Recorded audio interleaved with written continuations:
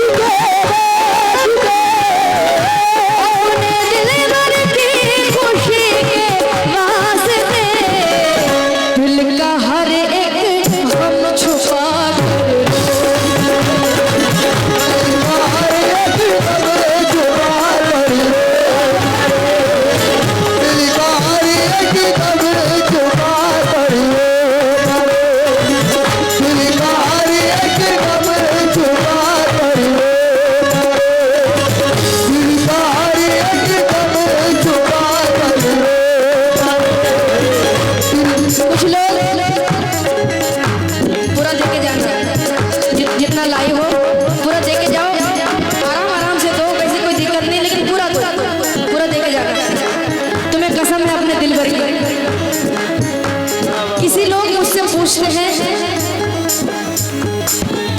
कि वो कैसा है।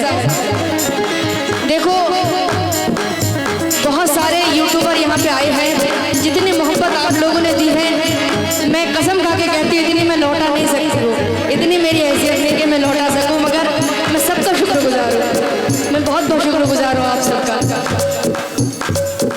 अब क्या हुआ, पूरा दे के जाओ।